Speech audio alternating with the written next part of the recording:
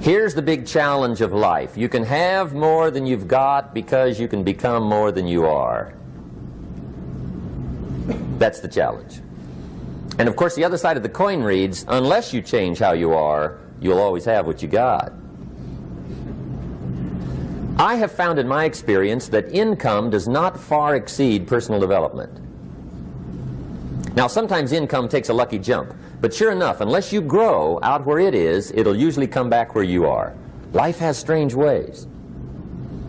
If somebody hands you $1 million, best you become a millionaire quickly, so you get to keep the money. Otherwise, sure enough, it'll disappear.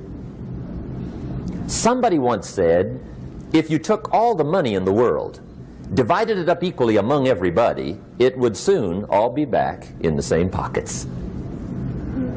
Incredible. Success is something you attract, not something you pursue. Success is looking for a good place to stay. So instead of going after it, you work on yourself. Personal development. See, the major question to ask on the job is not what are you getting. The major question to ask on the job is what are you becoming? See, the big question is not what am I getting paid here. The big question is what am I becoming here? Because true happiness is not contained in what you get. Happiness is contained in what you become. So that's our major subject for tonight, personal development.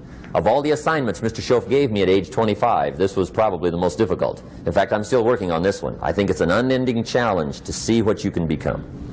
The next subject is called Basic Laws. And it's good to study the basics. And I call these basics primarily because they come from the Bible. Now, I'm not a theologian or a minister, and that'll be apparent.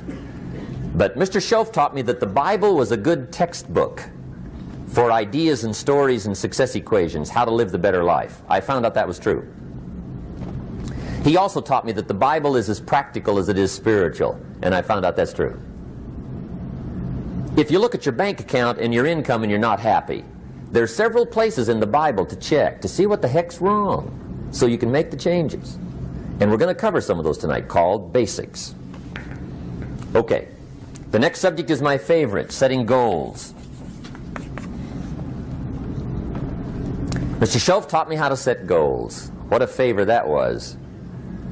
One morning at breakfast, shortly after I met him, he said, Jim, let me see your current list of goals and let's go over them and talk about them. He said, maybe that's the best way I can help you get a better direction started.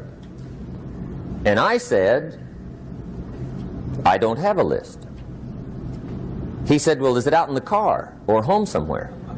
I said, no, sir. I don't have a list anywhere. He said, well, young man, that's where we got to start. He said, I can tell you right now, if you don't have a list of your goals with you, he said, I can guess your bank balance within a few $100s. Which he did. And that got my attention.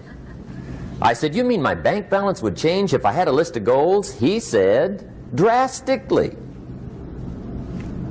That day I became a willing student how to set goals. And sure enough, learning how to set goals changed my life. And I often wondered why no one had ever taught me how to set goals up until age 25. I went to high school, but if they offered it, I missed it. I went to college for a year, never heard it. I worked for Sears. Really. And to my knowledge, Sears never taught it. Right? How to set goals. So here I am, age 25, married, my family's starting, I've been to college, I'm working, and I still don't know how to set goals. But fortunately, when I was 25, I met the man who taught me how, and it revolutionized my whole life. Economically, socially, personally, it's incredible. So I want to share with you tonight what Mr. Shoaff shared with me, how to set goals. It can be a life changer. Okay. The next subject is the negative part of the seminar. Life is part negative, so we got to talk about the negative. And this subject is called diseases of attitude. Diseases of attitude. There's a lot of things that can wreck your chances to do well. We live in a rather dangerous world, so you got to be not only wise, you got to be careful. Now, attitude diseases are just as bad as physical diseases, right? High blood pressure, heart trouble. I mean, a lot of things will ace your chances to do well. So you've got to be careful. And attitude diseases are deadly. I mean, they'll destroy all the good things you start. Okay? So we'll go through those attitude diseases, how to spot them, how to look for them, what they are, and the cure. And I'm a pro on these because I've had them all, so I can give you excellent advice on these. Now, the last subject we're going to consider tonight is called the day that turns your life around. The day that turns your life around. And under this subject, we're going to talk about the emotions that can change your life. Human beings are emotional creatures, and emotions are powerful for life change. Now, of course, emotions are so powerful they can go either way on you. Emotions can either build or destroy. So you really have to employ emotions properly. We call civilization the intelligent management of human emotions. If you can intelligently apply your emotions in the right direction, no telling what can happen. Could turn your life around one day would be sufficient. So we'll talk about those. Okay. Now that's a lot to cover in one evening, but we'll keep at it here and see if we can't get it all done. I'd like to have you now jot down the theme of the seminar. Every seminar should have a theme, I guess. We've got one. It's on some of our literature if you happen to notice it, but if you didn't, for your notes, here it is. The theme of the seminar goes like this: the major key to your better future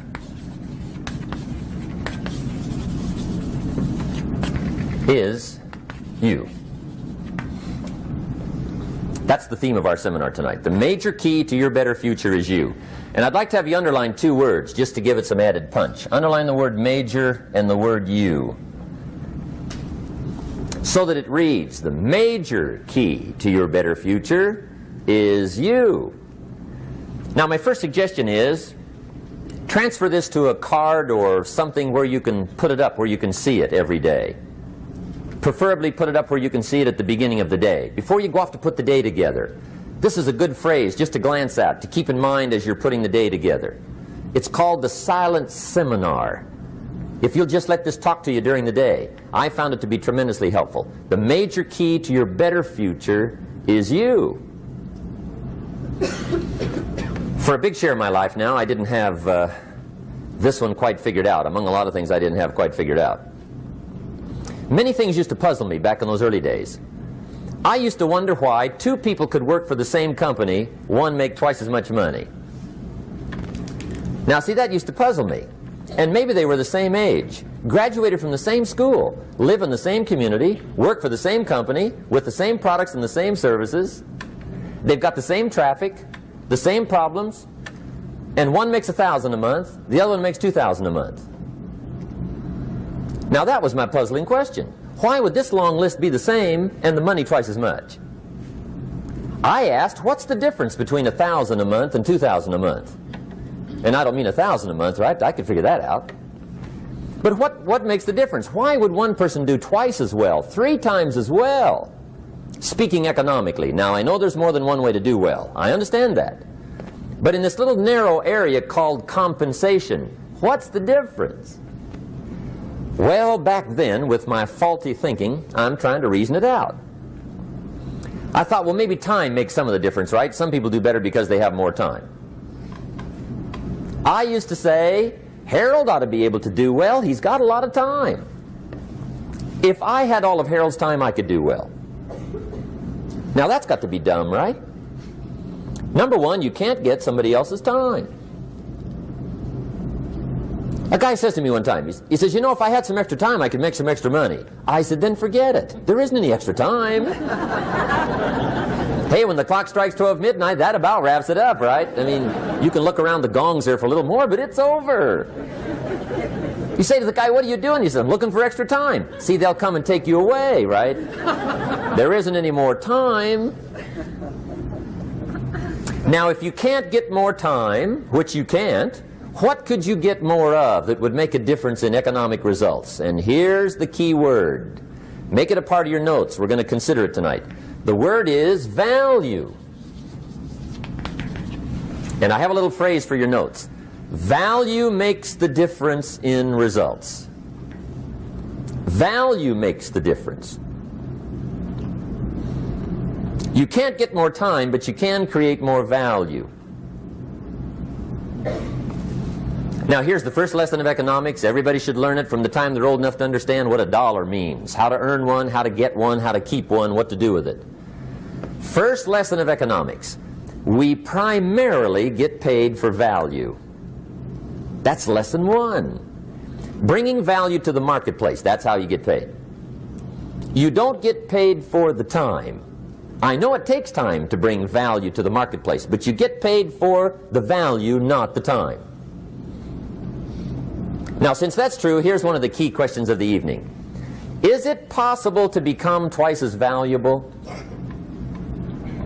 at the marketplace and make twice as much money in the same time?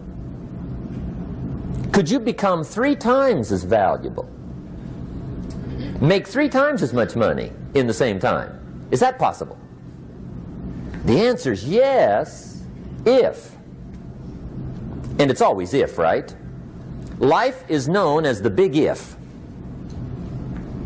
Harry Truman once said, life is iffy. How true.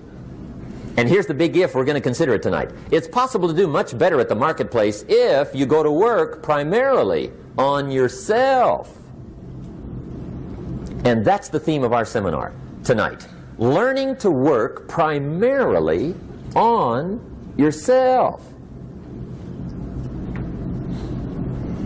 People have asked me for the last 24 years, how do you develop an above average income? And the answer is, become an above average person. Develop an above average handshake. Some people want to be successful, they don't even work on their handshake. As easy as that would be to start on. They let it slide, they don't understand. Develop an above average smile. Develop an above average excitement. Develop an above average interest in other people. Develop an above average intensity to win. See, that'll change everything. Probably one of the most frustrating experiences in life is looking for an above average job with above average pay without becoming an above average person. It's called frustration.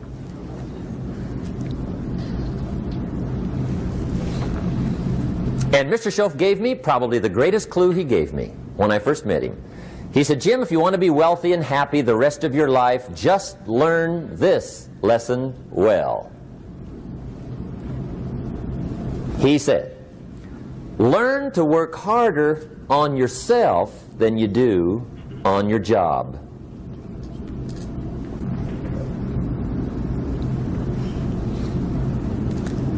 Then Mr. Shoaff gave me probably one of the most important clues among so many things he taught me, but this was in those early days. Mr. Shoaff was very kind, but he was also very abrupt. And he had these interesting questions to ask. I'm giving him a little rundown one day on how things hadn't worked out for me. He said, Mr. Owen, I've got the answer for you if you will listen carefully. And listen carefully I did that day and for the next 5 years. If somebody's wealthy and happy, you gotta listen. He said, Jim, I've only known you a short time. But he said, it's already my honest opinion that for things to change for you, you've got to change. That wasn't quite the answer I was looking for. But that's the answer he gave me, and I pass it along to you on this warm summer evening in Anaheim, California, 1981. For things to change for you, you've got to change. Otherwise, it isn't going to change. Before I met Mr. Shoaff, I used to say, I sure hope things will change. Right? That seemed to be my only hope. If it isn't going to change, I'm in serious trouble. And then I discovered it isn't going to change, so I'm in serious trouble.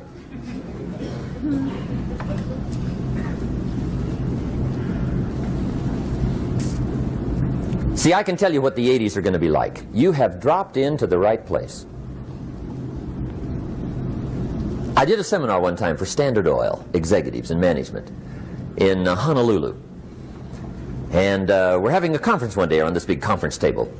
And one of them said to me, Mr. Rohn, you know some fairly important people halfway around the world. What do you think the 80s are going to be like? I said, gentlemen, I do know the right people. I can tell you. So they all listened very carefully. And I said, gentlemen, based on my wide experience, I can really honestly say to you, in my opinion, in the 80s, it's going to be about like it's always been.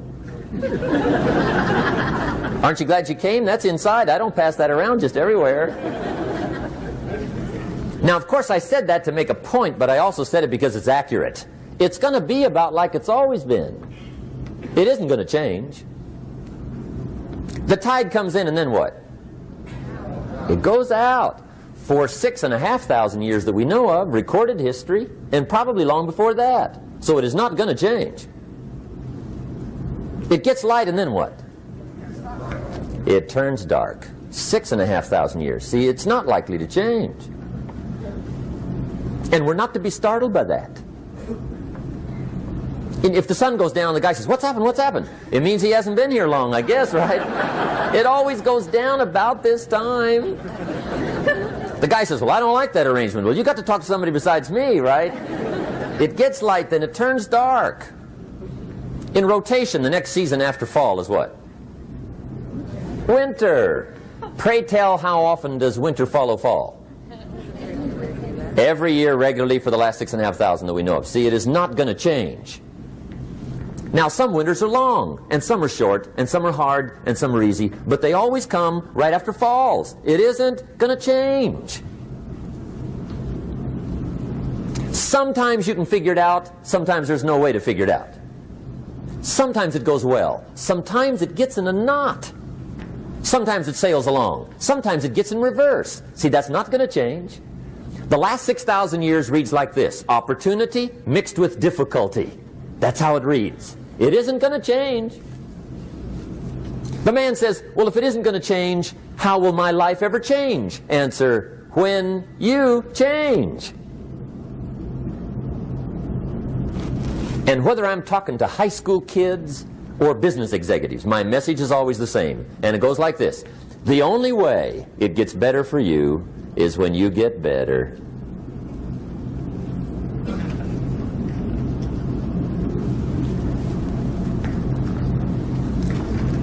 Let me give you the 4 major lessons in life to learn. Here's 4 majors. It's good to study the majors. In our weekend seminar we teach, some people don't do well because they major in minor things. You've got to be on the lookout. At the end of every week, end of every month, you've got to check, make sure you're not spending major time on minor things. We go through that whole series. Majors and minors. Now, let me give you 2 phrases before we get to the 4 majors. This will set it up and you'll see where I'm going. 2 key phrases for your notes. Here's the first one. Life and business is like the changing seasons. That's the first phrase. Life and business is like the changing seasons. One of the best ways to describe life, it's like the seasons. Frank Sinatra sings, life is like the seasons. Now here's the second phrase. Very important. You cannot change the seasons, but you can change yourself. You can't change the seasons, but you can change yourself. And see, that's how life gets better for you, not by chance, but by change. Now, here's the 4 major lessons in life to learn. I've got my first book finished, came out a couple of weeks ago. This is in it, the 4 major lessons in life to learn. Here they are. Number 1, learn how to handle the winters. That's lesson 1. They come right after falls, with regularity. Some are long, and some are short, and some are hard, and some are easy, but they keep coming.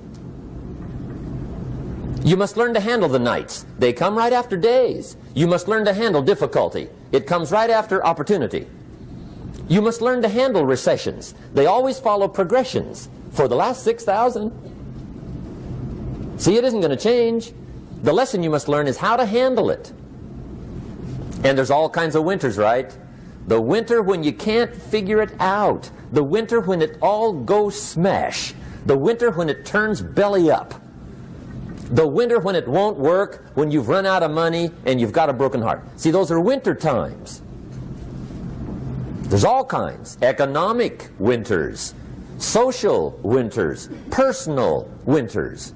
When your heart is smashed in 1,000 pieces and the nights are unusually long, your prayers seem to go no higher than your head. It's wintertime.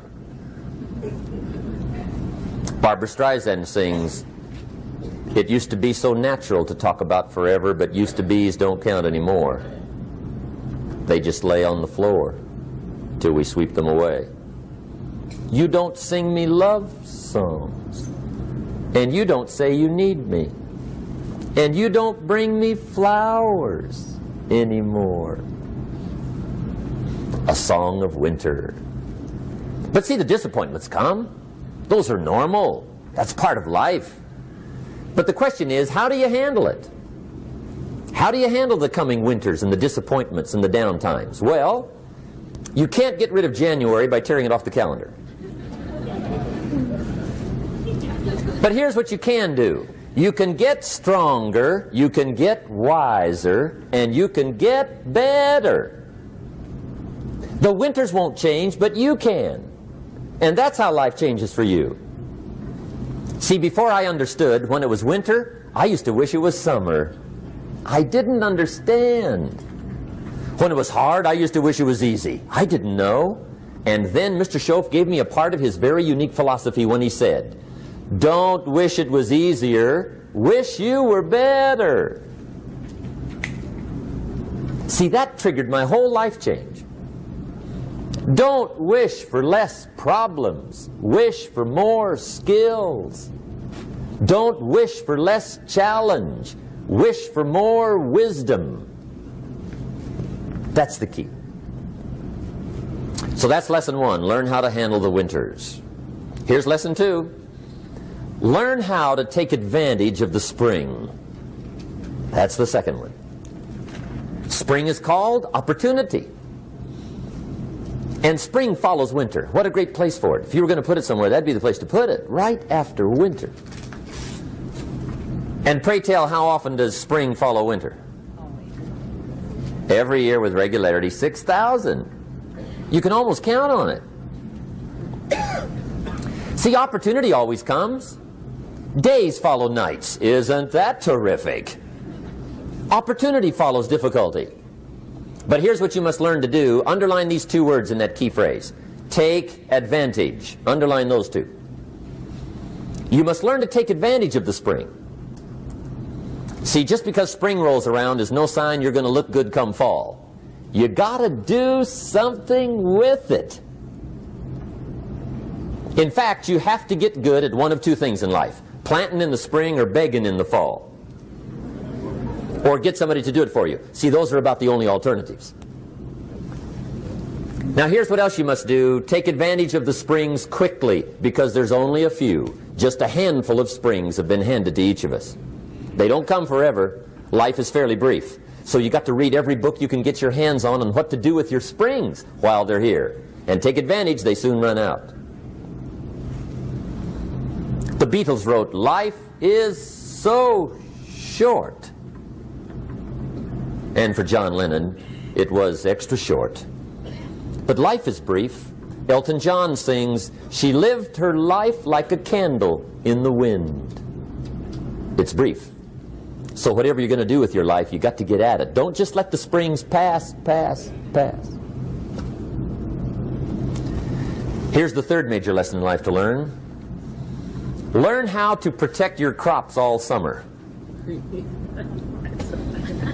You got to take care of what you start. Sure enough, as soon as you've planted your garden in the spring, the busy bugs and the noxious weeds are out to take it. And here's the next bit of truth. They will take it unless you prevent it. And that's the third major skill to learn. You've got to learn to prevent the intruder from taking all the good you start. It's one of the challenges. Here's two key phrases under number 3. First one, all good will be attacked on this planet. Maybe not the next one we get to, but on this one, all good will be attacked. Every garden will be invaded. Not to think so is naive. And here's the second phrase. All values must be defended. Political values, social values, community values, family values, marriage values, friendship values, business values. Every garden must be tended all summer. Third major lesson. Now here's number 4. Fourth major lesson in life to learn. Learn how to reap in the fall without complaint. Learn to reap come harvest time without complaint. Take full responsibility for what happens to you. It's one of the highest forms of human maturity, accepting full responsibility. It's the day you know you've passed from childhood to adulthood, the day you accept full responsibility. And another note, learn to reap in the fall without apology. Without apology if you do well, and without complaint if you don't. That's maturity. I used to have that long list of reasons why I wasn't doing well. To explain. You got to explain, right? Otherwise you're going to look bad. I used to have this funny list called Reasons for Not Looking Good.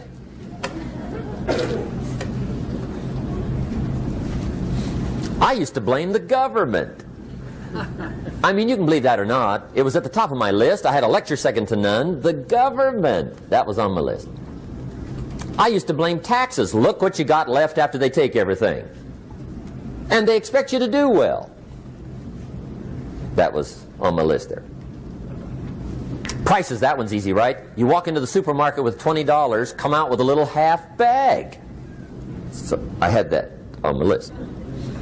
I used to blame the weather. I blamed the traffic. I used to blame my car. I blamed the manufacturers. I used to blame the company. I blamed company policy. I used to blame the training program. I blame my negative relatives. They were always putting me down. I blame my cynical neighbors. They're just selfish, looking out for themselves. Won't loan you money? They were on my list.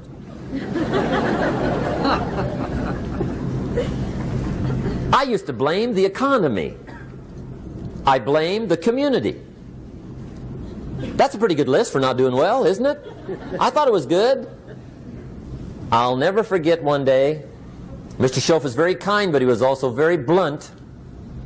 And this was no exception. And I'm glad he was blunt. There's a lot of things I'd have missed if he hadn't have been blunt. One day, with sort of a curious look on his face, he said, "Jim, just out of curiosity, tell me, how come you haven't done well up until now?" Excellent question. I thought, well, so I won't look too bad, I'll go through my list. And this list I just gave you, I put that on him. And he was very patient. He let me go through the whole thing, the government, the weather. I went through this whole thing. When I finished, he looked my list over very carefully. He said, "Mr. Rohn, big problem with your list. You ain't on it." How brilliant.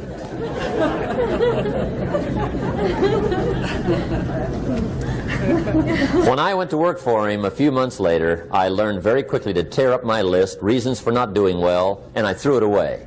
And I got me a fresh piece of paper. And I put one word on it. Me. There's a Black Heritage spiritual that says, "It's not my mother nor my father, nor my brother nor my sister, but it's me, O Lord, standing in the need of prayer." See, I used to blame everything outside.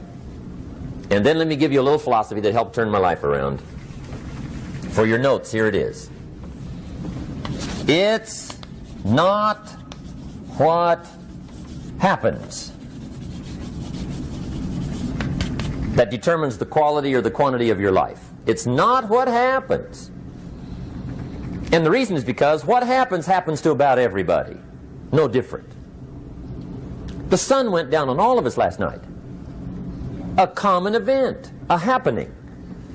And I found out that the same things can happen to two different people. One gets rich and one stays poor. Why is that?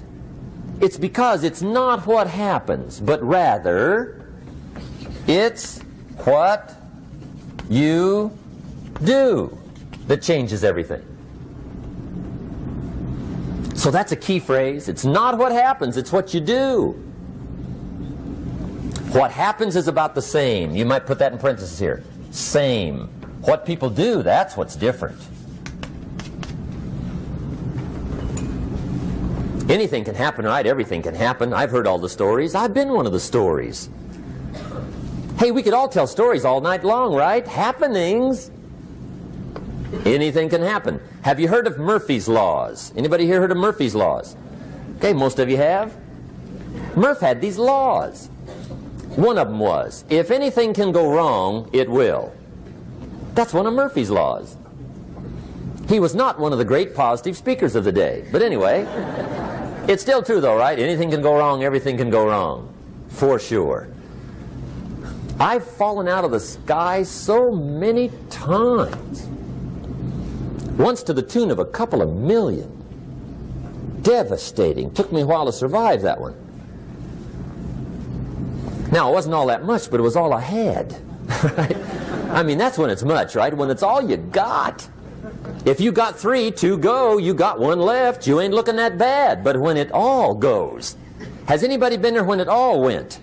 Anybody? Come on, the rest of you liars. Go ahead. Hey, we've all been there, right? When it all went.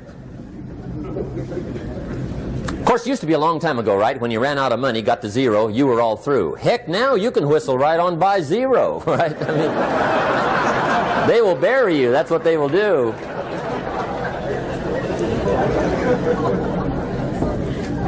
But see, those are the happenings, right? Everything can happen. Anything can happen. But it's not the happenings. It's what you do about it. Somebody says, yeah, but you don't understand the disappointments I've had. Come on. Everybody's had their share. Disappointments are not special gifts reserved for the poor. Everybody has them. The difference is what you do about them. It's not the weather. I used to blame the weather, and I discovered it rains on the rich. So see, that won't help. 2 men wake up one morning, there's a rainstorm on. One of them looks out his window, sees the rainstorm, and he says, wow, what a storm. With weather like this, they can't expect you to go out and make sales. He stays home. Same morning, the other guy looks out his window, sees the same storm, says, wow, what a storm. But he says, you know what, with weather like this, what a great day to go out and make sales. Most everybody will probably be home. Especially the salesman.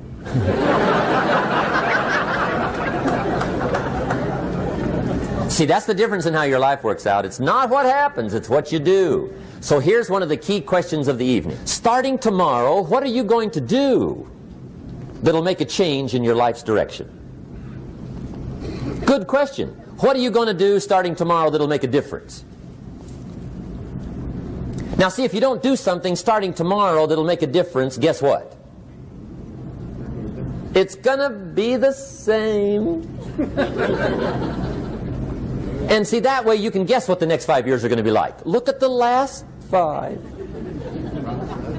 Because the next 5 are going to be like the last 5 unless you, major key, tomorrow, change it all.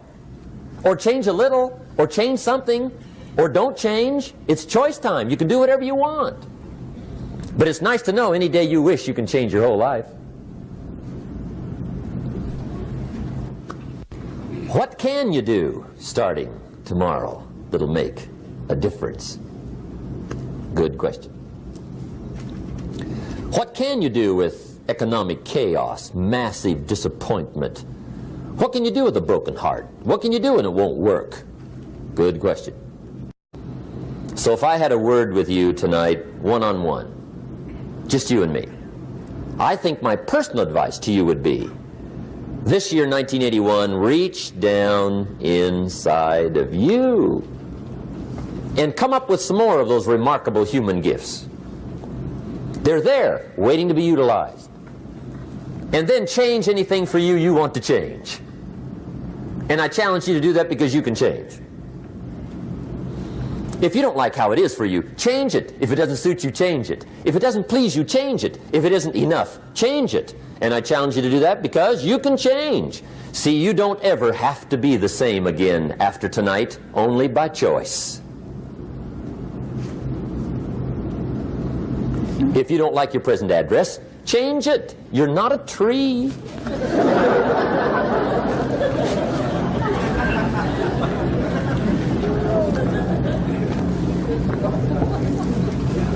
Now, let me give you 3 steps to personal development. Let's get down to the nitty-gritty.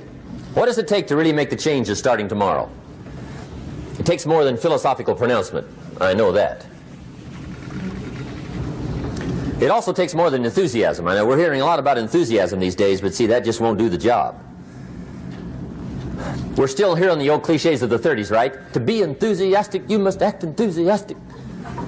But see, that's not going to help. After you have leaped about, there are some things you got to do, or it isn't going to change. See, you can get all excited about lifting 200 pounds till you get to the gym. And then you need a new excitement. And the new excitement is called discipline. Major step to human progress. Discipline. If there's one thing to get excited over, that's it. Get excited over your ability to make yourself do the necessary things.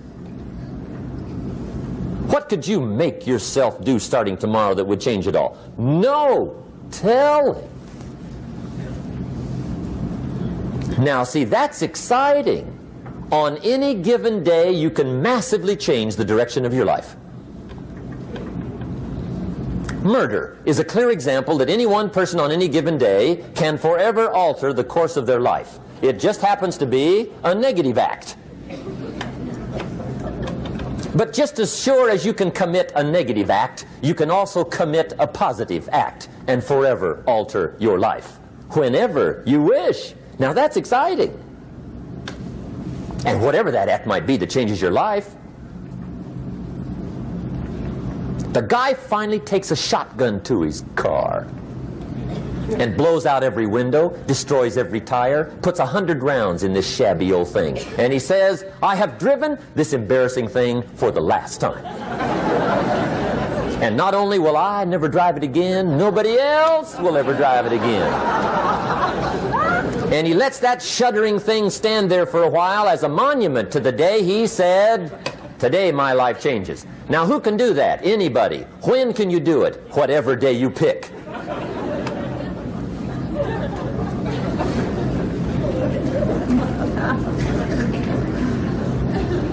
Now here's the key to discipline. Start with the little disciplines, get excited over the little disciplines, and get right on those, because those will lead to the big ones. You can't handle the big challenges in life unless you take on the little ones. Make a list of all the things you can do, get right on those, discipline yourself for those, both for the results and for the muscle and for the practice, so that when life hands you some big challenges, you'll be ready, you'll have the muscle.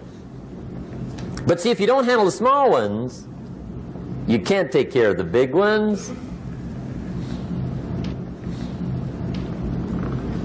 Okay, here's what else it takes for life change. Self-motivation.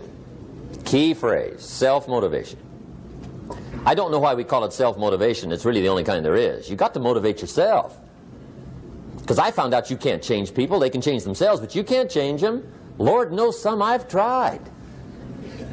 But see, it won't work. People have to change themselves. I learned some of those lessons early. I built a little sales organization way back in those early days. I'm 25. And I had some nice people.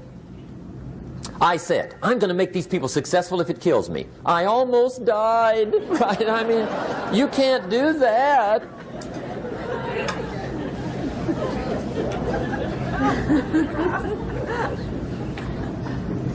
See, I've discovered this. Good people are not trained, they're found. You find good people. You don't make them good, you find them good. Training really is for the purpose of finding good people. You don't need much instruction for a good person. Too much training probably means you got the wrong people.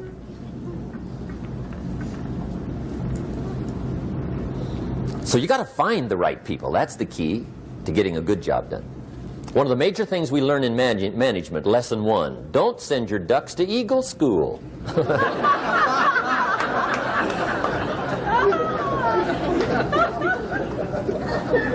Because it won't help. I mean, I'm telling you, it won't help, no matter how good your school is.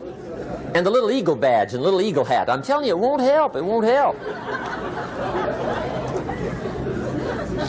You can tell whether your school's done any good, right, is when it's over, right? The duck goes for his first rabbit and makes him a friend. You say, no, no, no.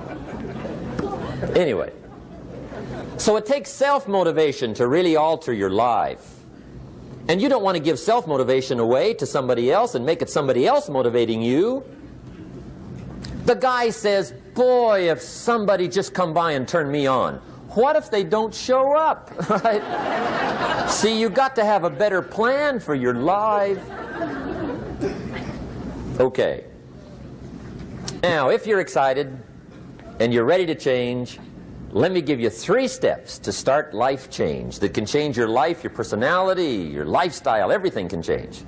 Here's the steps. Number 1, find out how things work. The first key to doing better is find out. To change your life, really, you need ideas. There isn't anything an idea can't change. And Shoaff taught me the major problem is lack of an idea, not a problem. At first I didn't have any money. I said to Mr. Shoaff, I don't have any money. He said, that's not a problem. Now see, up until then I always thought it was. Right? I was confused. He said, no, no, the problem is lack of an idea on how to create money and wealth.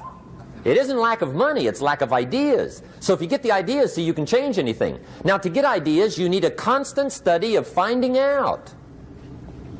Now Shoaff also said, when you find out something that works, put the information in your journal. Don't use your head for a filing cabinet. Put it in your journal so that you can do the next best thing. Repetition, repetition, repetition. Go over it. And if you repeat it, go over it, sure enough, someday, some mysterious day, the idea takes root, starts to grow, and shows up in your bank account, and your dress, and your personality, and your lifestyle. But capture the ideas in your journal. Find out how things work. Shoaff gave me this word for my life change. He said, study. Great word. If you wish to be successful, study success. If you wish to be happy, study happiness. If you wish to be wealthy, study wealth. Don't leave it to chance. Make it a study. Some people just go through the day with their fingers crossed. See, that won't do it. You've got to study the things that can change your economic, social, spiritual, personal life. Now here's a qualifying phrase. And we'll have several of these qualifying phrases throughout the seminar. Here's the first one. You may not be able to do all you find out. I understand that. You may not be able to do all you find out, but you should find out all you can do. See, you don't want to wind up at the end of your life and discover that you've lived only 1/10 of it. And the other 9/10 went down the drain. Not for lack of opportunity, for lack of information. So that's number 1, find out how things work. Now here's the best human virtue for finding out, curiosity. Make a note of that. Curiosity. Be curious. You might add a word to it that'll help. Childish curiosity.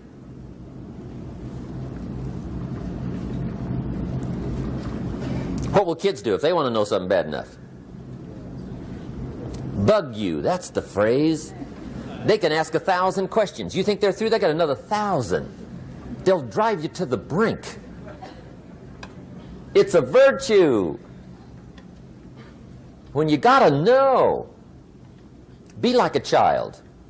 In fact, Jesus, the master teacher, said, unless you can become like little children, you might as well forget it. You don't have a prayer. Excellent advice. You got to be like children. 4 ways, in my opinion, to be like a child. Number 1 is curiosity. Number 2 is excitement. Get excited like a child over your ability to make yourself do anything for change. 3rd is faith. Have faith like a child. Adults are too skeptical. And 4th is trust. Trust is a childish virtue, but the rewards are incredible. So be like a child. Now, if you're curious, let me give you 3 ways to find out how to change anything. Any life direction, any dimension. Here's 3 ways to find out how to change anything. Number 1 is to read. Become a good reader. All of the successful people I know and work with around the world, they're all good readers. Curiosity drives them to read. They got to know. They just read.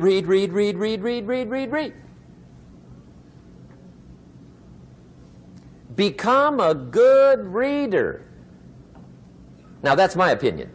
Listen to the other lecturers and listen to me and make up your own mind. Don't be a follower. Be a student. Okay? I say, really, for life change, you got to read. One way to learn is from your own experiences, but another way to learn is from other people's experiences.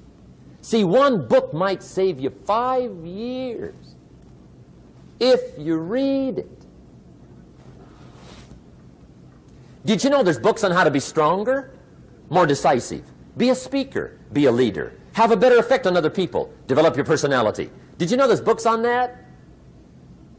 And people don't read them? How would you explain that? And they can read. Did you know that hundreds of successful people have written their stories in books and they wrote down how they did it and people don't read it? How would you explain that? The guy's busy, I guess. You know, you get tied up. The guy says, well, yeah, you work where I work. By the time you struggle home, it's late. You got to eat a bite of supper, watch a little TV, get to bed. You can't sit up half the night reading. And the guy's behind on his car payment. Good worker, hard worker, sincere. But you got to be better than sincere and work hard. Otherwise, at the end of your life, you'll wind up cold, stony broke.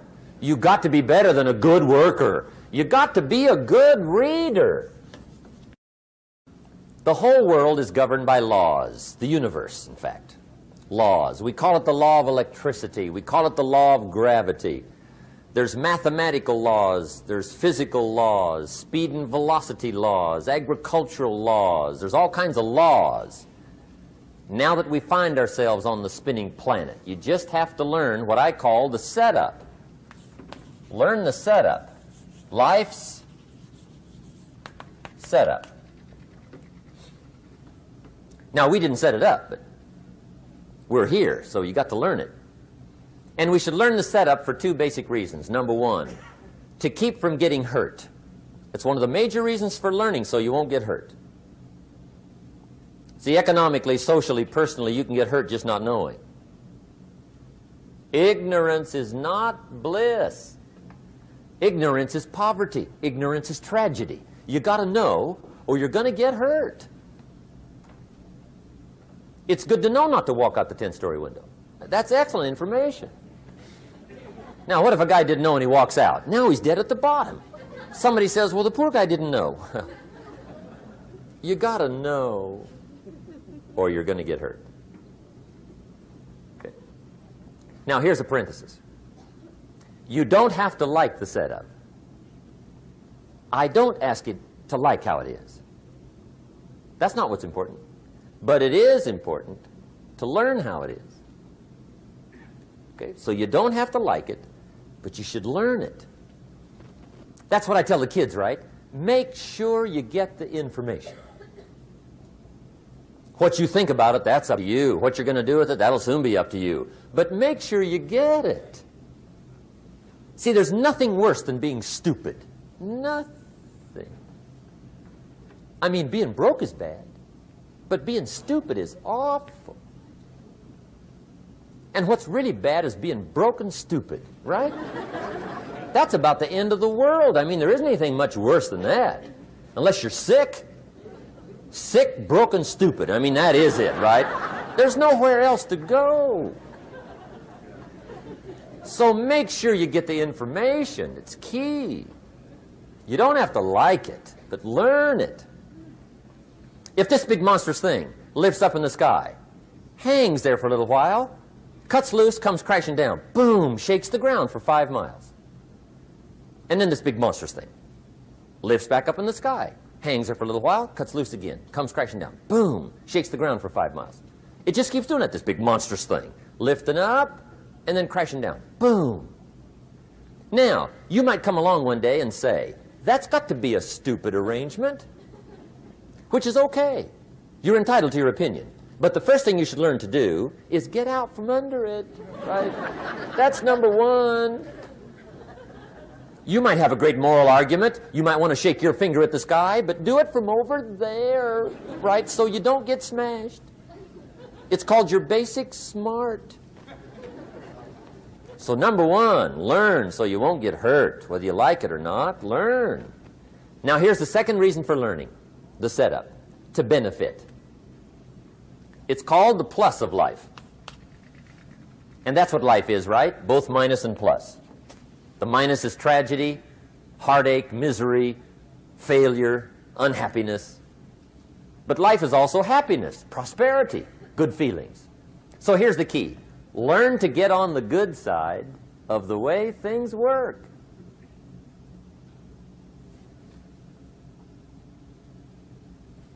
Now, here's 2 of the basic laws, and we'll take our break. Shoaff taught me these. They come from the Bible. Now, again, I'm an amateur, okay? When it comes to the Bible, I'm not a pro. So you'll sort of have to take my way of putting it. But here they are. The first one is the law of use. The law of use.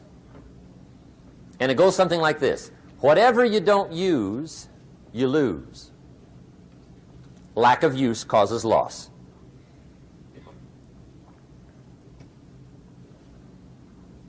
On this planet, maybe not the next one, but on this one, if you tie your arm to your body, leave it there long enough, you'll never use it again. It's over for the arm. Now, it may not be over, but it's over for the arm. The only way to keep the use of this arm is what? Keep using it. If you quit, you lose automatically. They don't bring it up for a vote. You lose automatically when you quit.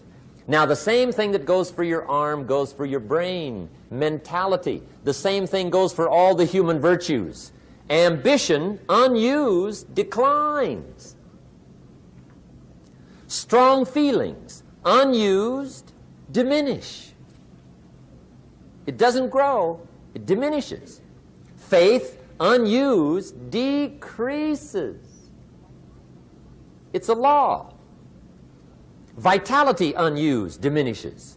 Energy unused decreases. The guy says, well, I'm going to save up my energy. You can't do that. That's like trying to save today, put it on the end of the year. See, you can't do that. They'll come take you away. If you don't use today, what? It's lost. The guy says, well, I'll work twice as hard tomorrow to make up for it. See, that's foolish. You could have done that anyway. Today unused is lost. A talent unused is lost. An ability unused is lost. So here's one of the key expressions of the evening. Take a new inventory of yourself. Starting tomorrow, new project. Take a new inventory. And make sure that all of your talent and ability and mentality and ingenuity and vitality and strong feelings, faith, courage, make sure that all you've got's being used. Otherwise, you lose. Now, one of the best illustrations of the law of use is a Bible story called The Parable of the Talents. The talent story. Interesting story if you haven't read it in a while. Just review it. It's a good story. An ancient story. It says there was a master with 3 servants. He got them together one day and he said to the 3, I've got these talents. And in those ancient days, a talent was a measure of gold. And he said to the 3 servants, take these talents and see what you can do with them while I'm gone. He said, I'm taking a journey and I'll be gone for a while. When I come back, we'll get together, go over the book, see how you did. He said, here's 5 of these talents for you. 5. Here's 2 of them for you. 2. And here's 1 for you. 1. The master said, take those talents, see what you can do with them. When I come back, we'll get together, we'll go over it all. The servant said, okay, master takes off. According to the ancient story, the master comes back from his trip.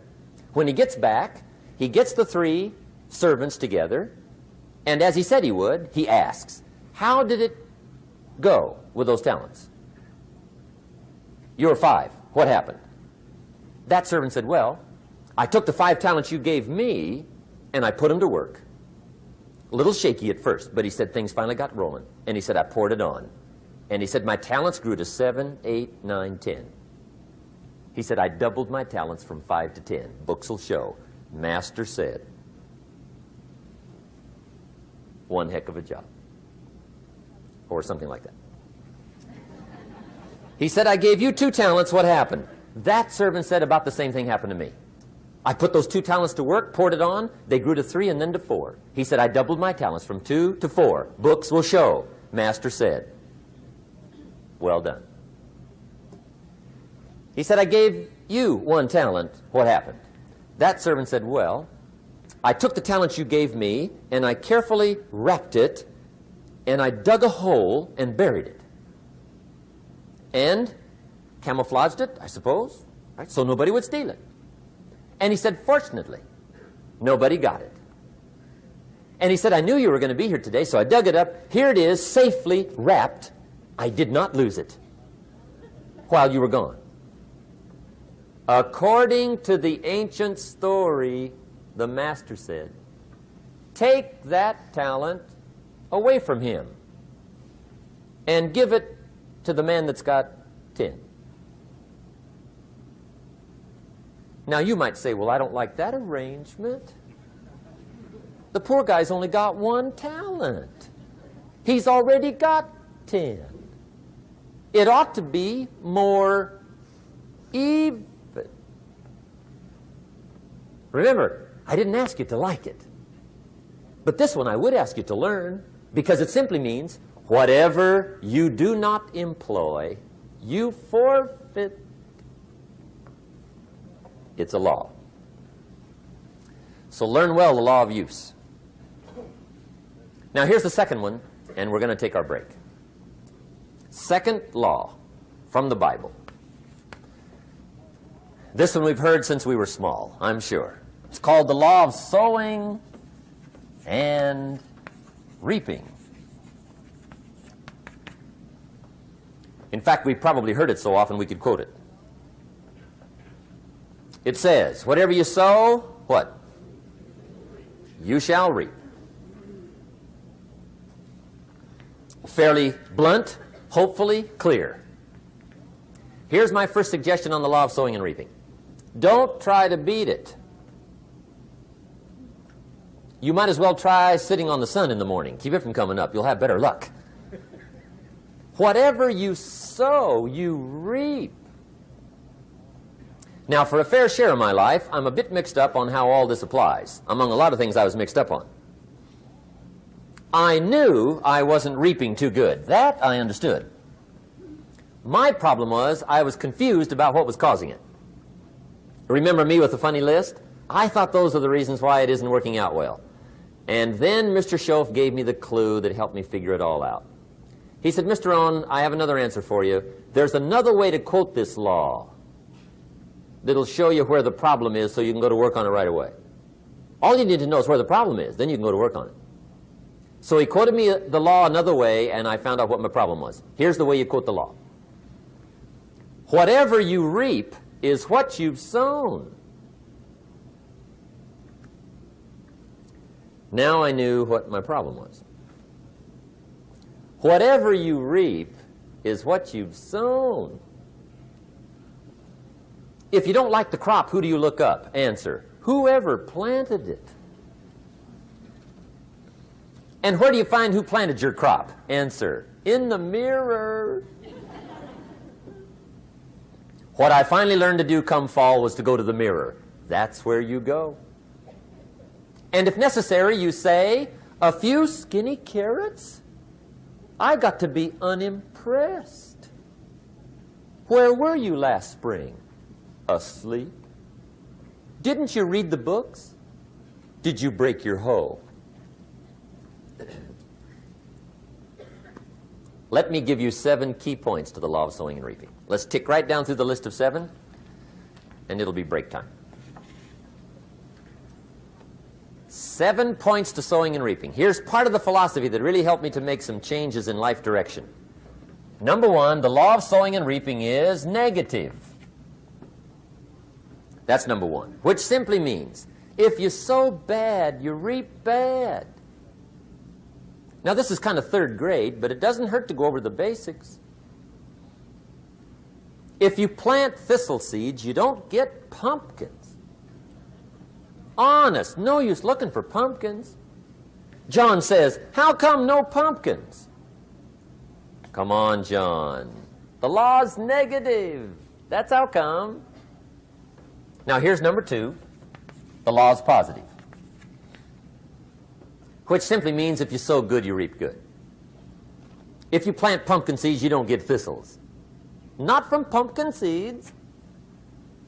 Mother Nature won't pull tricks on you over in the corner snickering and pushing new thistles and you planting pumpkin seeds. She won't do that. You will get pumpkins from pumpkin seeds, and the reason is because the law is positive. Now, here's number 3. I got excited when I found out the full dimension of this.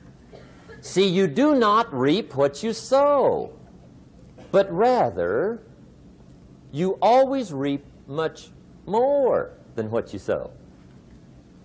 So the 3rd key word is more. You don't get back what you put out. You get back much more than what you put out. And it works both positive and negative. On the negative side, it said, if you sow to the wind, you reap the whirlwind. So you've got to get ready for that, or you will be naive. See, anybody can, whether you will or not. See, that's the question. And here's a good question to ask.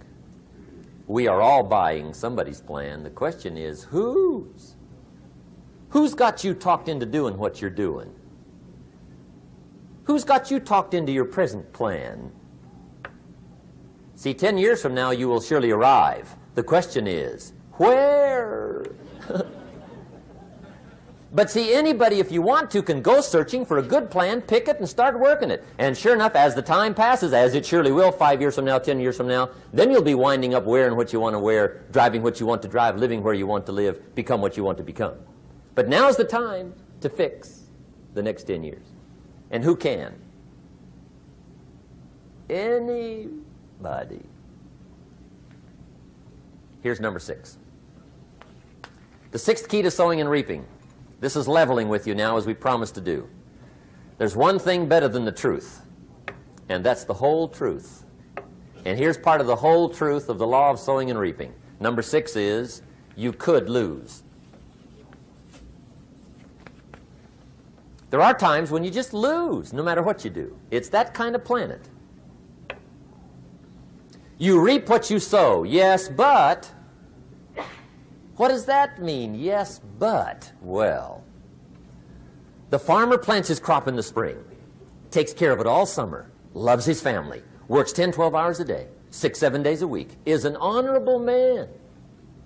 Come fall, he's got a beautiful crop, and he deserves every bit of it.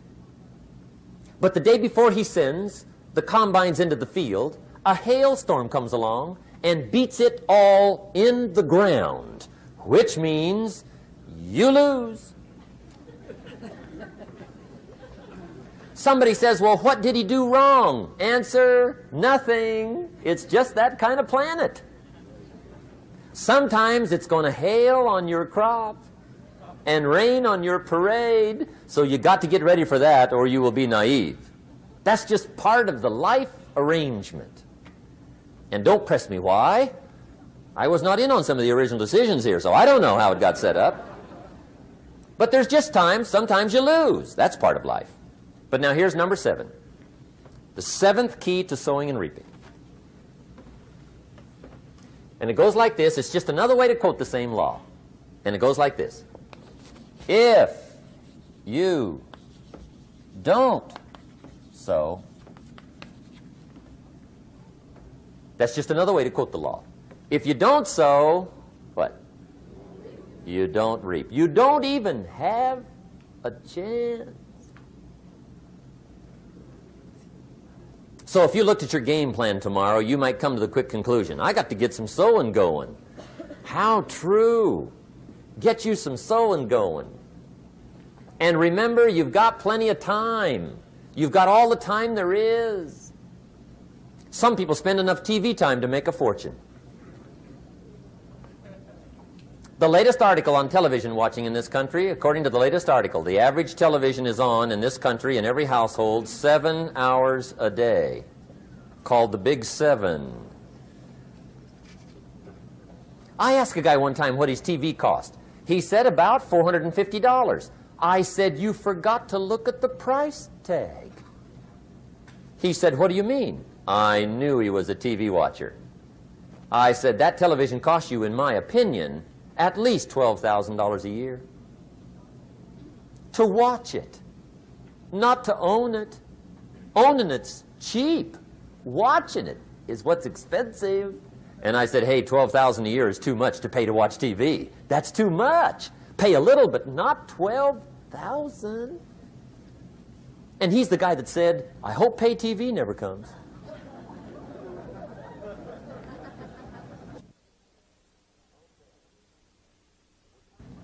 Okay. We're trying to cover an awful lot tonight. I realize that. But my time schedule is such that we just have to sort of give it all to you and let you sort the rest out. I wish we had plenty of time for questions and answers and that whole thing, but our time is just limited. But we are trying to go through an awful lot. I realize that. But looks like everybody's getting it. This is about the note-takingest crowd I've seen in a long time. Incredible. Does anybody have 5 pages yet? Anybody? Oh, fantastic. Incredible. Okay. Maybe you heard the story about the preacher down in Texas, southern part of the country. He was an evangelist back in the horse and buggy days. And he was very good at being an evangelist, and a lot of people used to come and hear him preach. And one day he put up his tent in one of these Texas towns and expected a big crowd as usual, come and hear him preach. And he got there, first night of the tent revival, walked in. 7:30, time to start.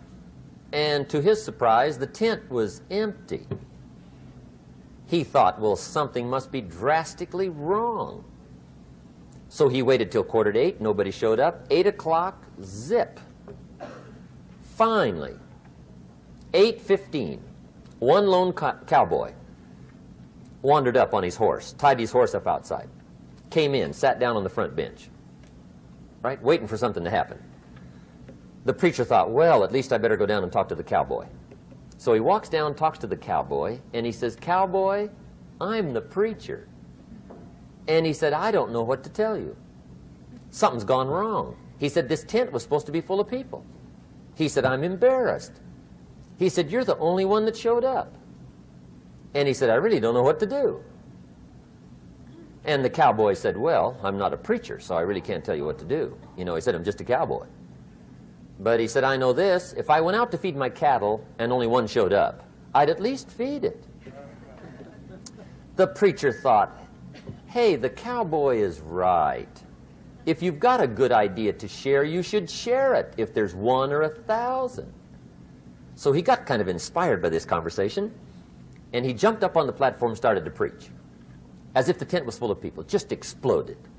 And he went for an hour and 15 minutes, just kept rolling. Finally, he quit. And when he finished, he came down off the platform, talked to the cowboy again. Says, well, cowboy, what did you think of my sermon? And the cowboy said, well, I'm not a preacher, so I really can't tell. You know, he said, I'm just a cowboy. But he said, I know this. If I went out to feed my cattle and only one showed up, I'd feed it, but I wouldn't dump the whole load on it.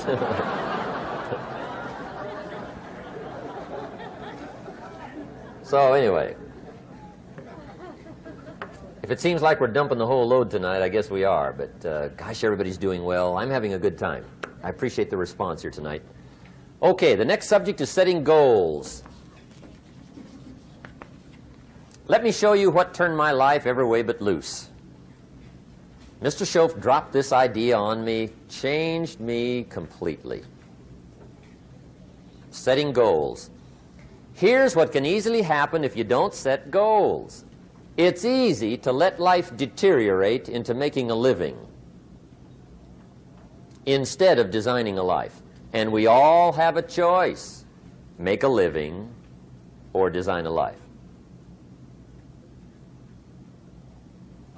It's easy to get trapped by economic necessity and settle for existence rather than substance.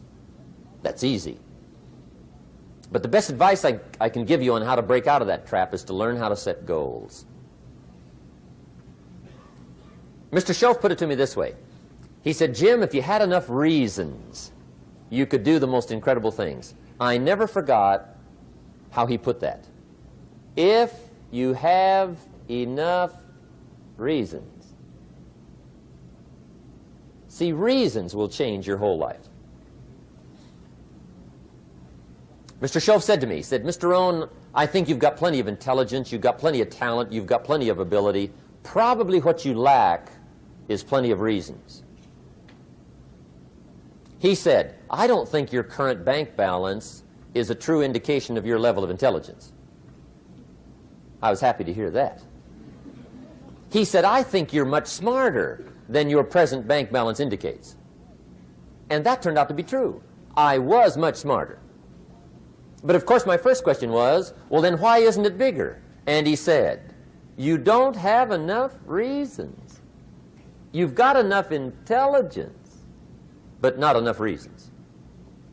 So see, reasons can change your life. Here's what else I found out. Reasons come first, answers come second.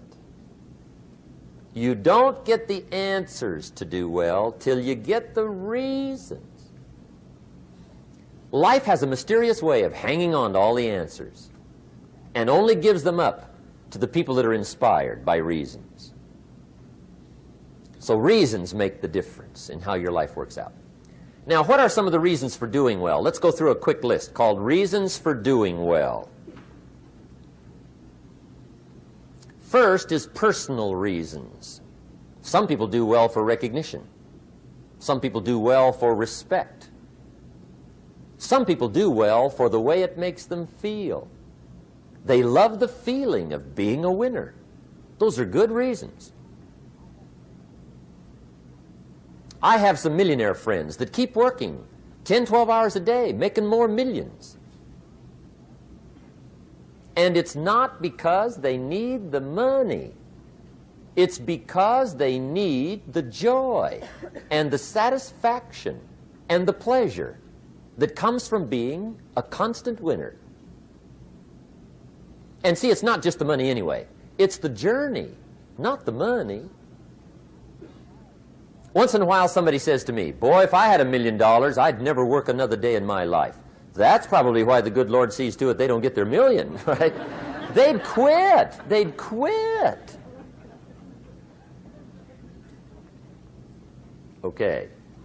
Next is family reasons. Some people do extremely well for other people, and that's powerful. Human beings can greatly affect each other. Sometimes we will do things for somebody else we will not do for ourselves. We're made that way. I met a man one time who said, Mr. Rohn, to do all the things I want to do with my family around the world, he said, I got to have at least $250,000 a year. I thought, incredible. Could a guy's family affect him that much? And the answer is, of course. How fortunate are the people that find themselves greatly affected by somebody for personal achievement. And we are affected. The writer of a recent song said, "If not for you, the winter would hold no spring, couldn't hear a robin sing. I just wouldn't have a clue if not for you." So we can be affected.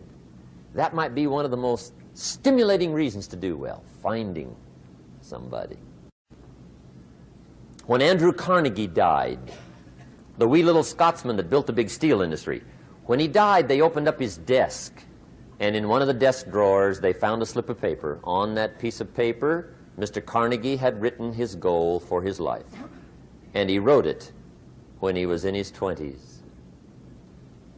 And on that piece of paper, it said, "I'm going to spend the first half of my life accumulating money. I'm going to spend the last half of my life giving it all away." What a goal.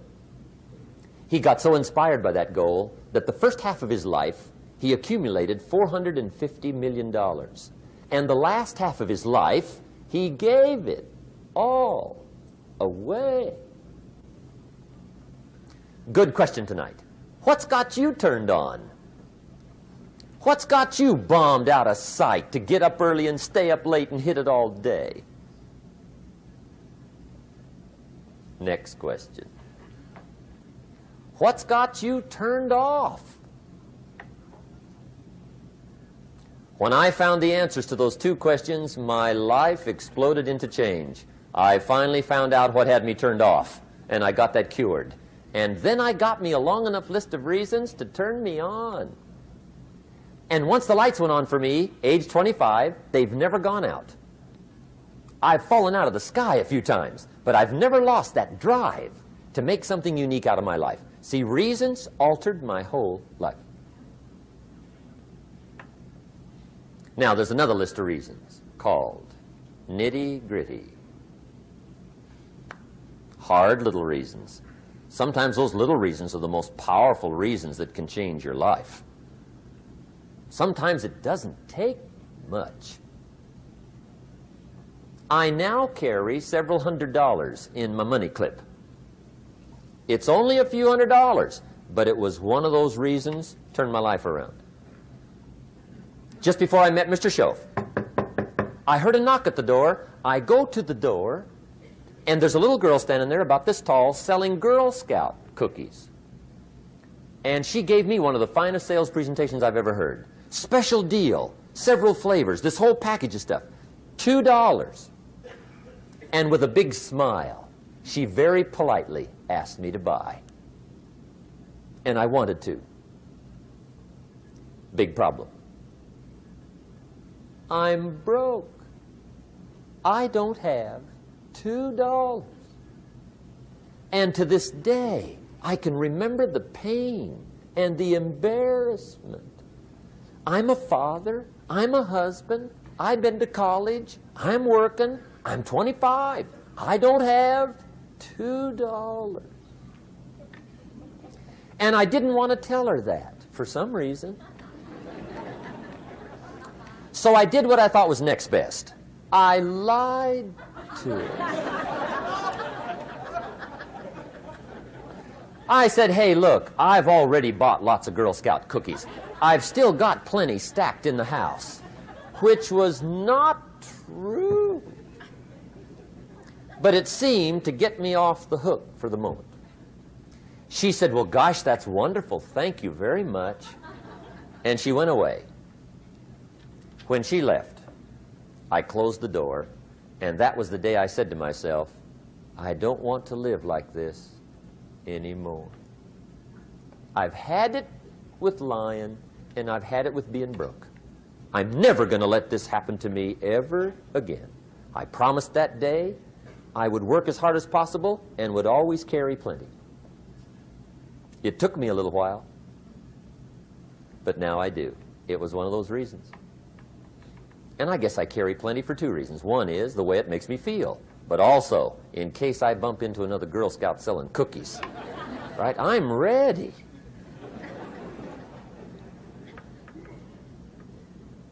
I walked out of the Bank of America one time up in Saratoga, California, where I used to live. Two little girls selling candy right outside the bank. Good place.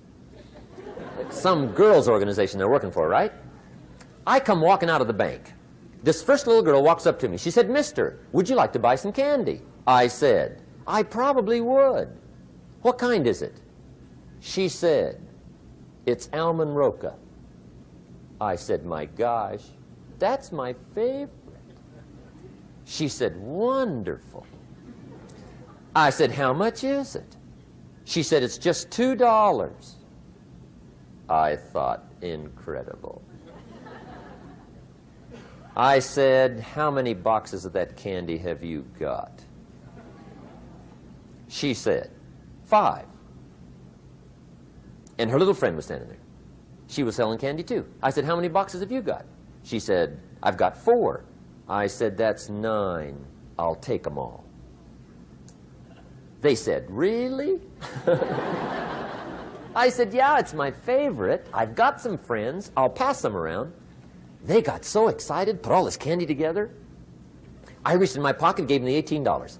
When I've got the candy and they've got the money, that first little girl looks up at me. She says, "Mister, you are really something." How about that? Can you imagine only spending $18 and have somebody look at you in the face and say, "You are really something"? Now you know why I carry heavy, right?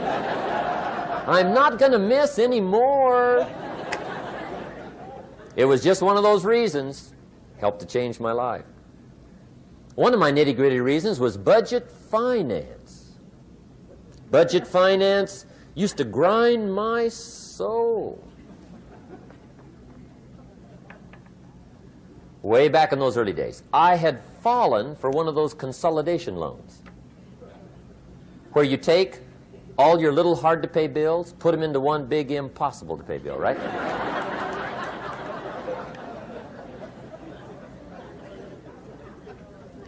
I would get 4 or 5 payments behind. This one guy used to call me day and night. I don't think they're allowed to do that anymore. Harassed me. Threatened to run me in front of the judge. Threatened to ruin my credit. Threatened to embarrass my family. One day he said, "We're going to come get your car, drag it rear end up down the street in front of your neighbors." The guy even called me a flake. And back in those days, I'm broke, I'm pitiful, there's nothing I can do about it. But I never forgot how the guy treated me. And when I met Mr. Shoaff and I got my life straightened out and the money started to flow, that was one of my first projects, budget finance. I poured it on day and night.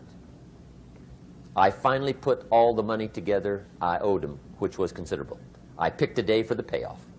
And when the payoff day came, I put the money in small bills in a big briefcase. And I walked into the budget finance office on Wilshire Boulevard in Los Angeles. The guy who harassed me so often, his desk was about 3 back. I walked right up to his desk, startled him. He wondered what I was doing there. It was the first time I'd been there since I borrowed the money, right? Without saying a word, I opened up this briefcase, dumped this pile of money all over his desk. I said, "Count it. It's all there. I will never be back." And I turned around and stormed out. Now, that might not be noble, but if you haven't tried it, you've got to one time.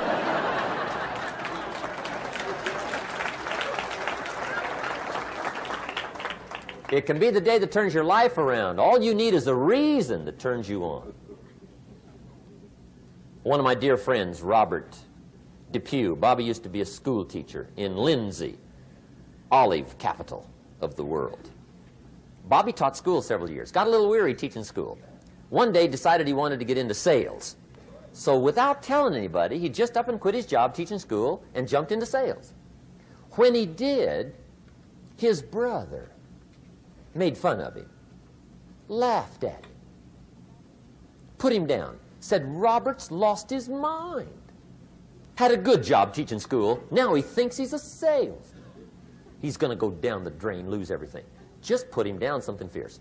Bobby said, the way my brother acted when I got into sales, he said, that made me so mad.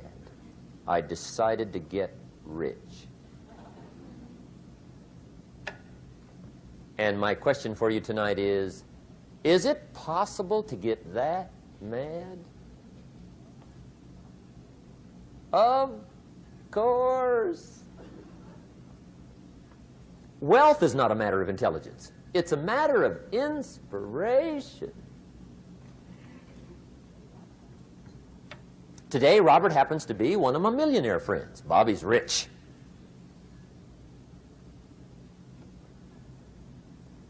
Frank Sinatra said one time, the best revenge is massive success.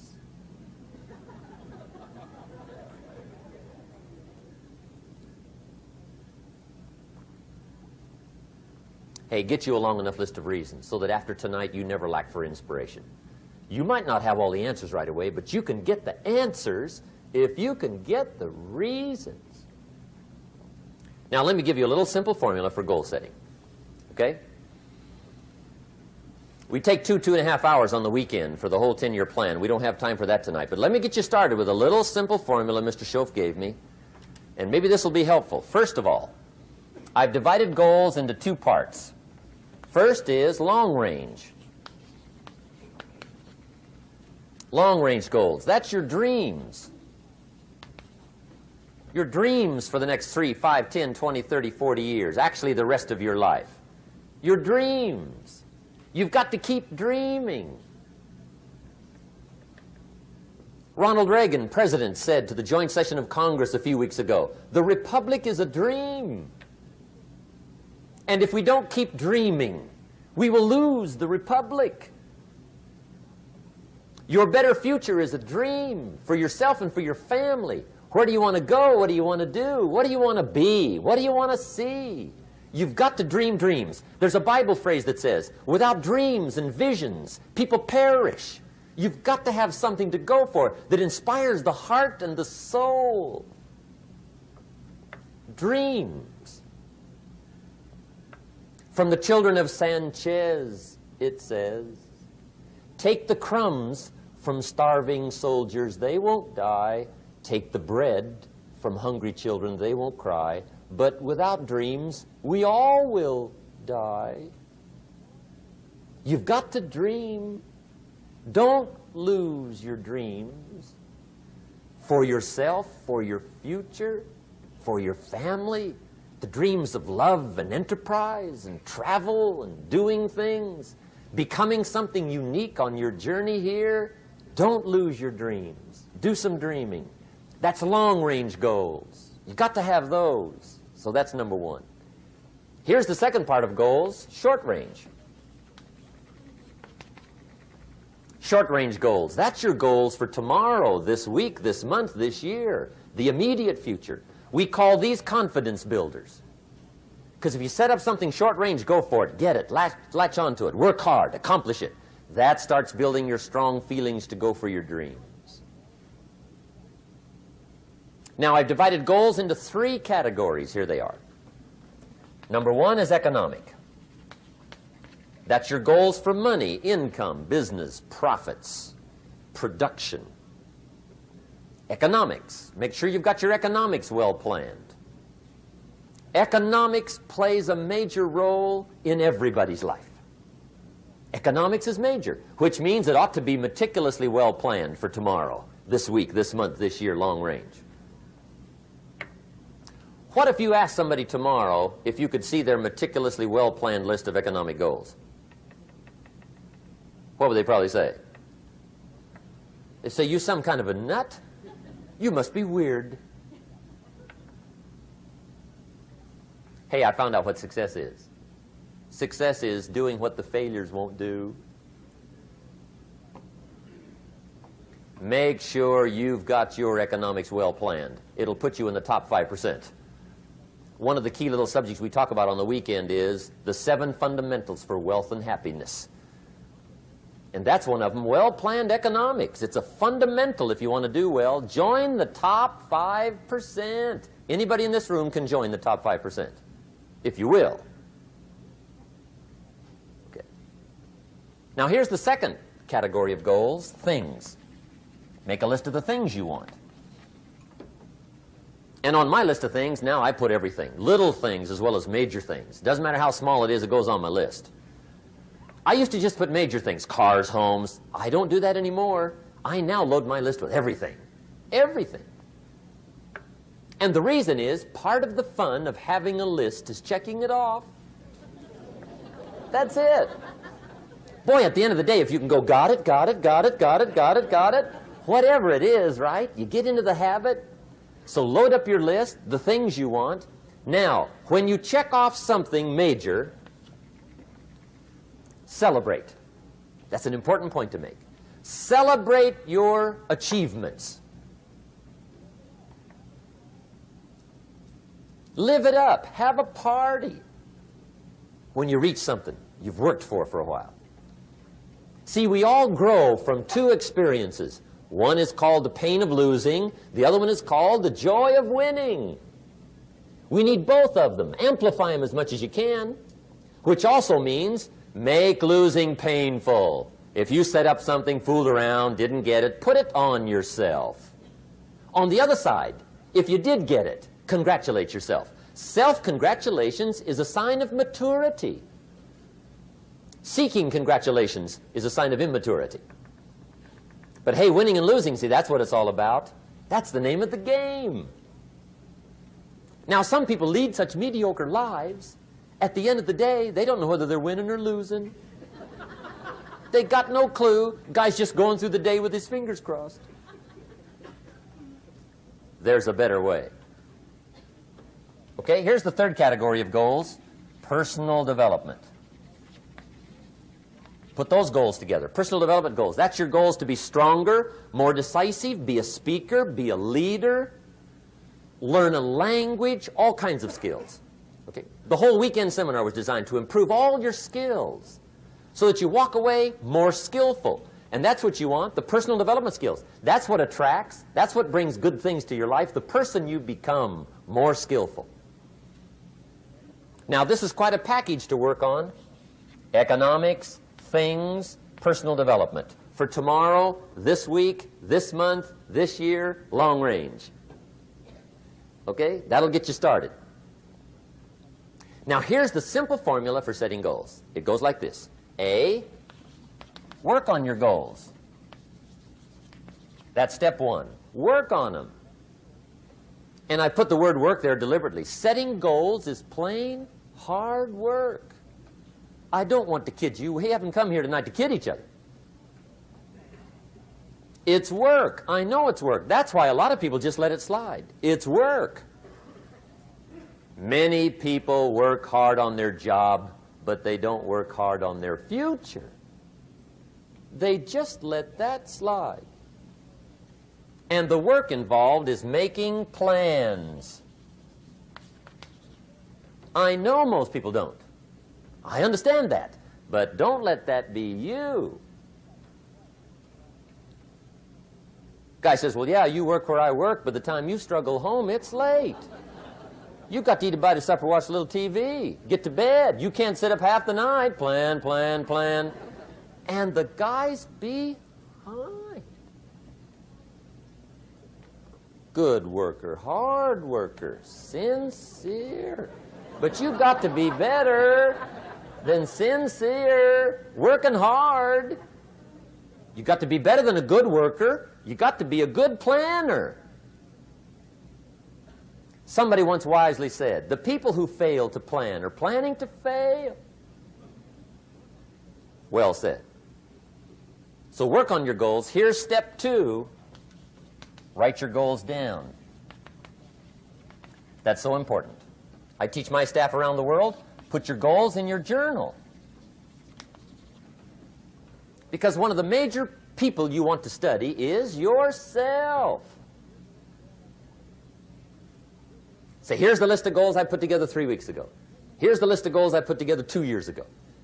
Here's some of the changes I made, rearrangement of my priorities. I scratched these off. I put these on. I've gotten these. Study your accomplishments. Study what your desires are. Put them on paper. Write them down.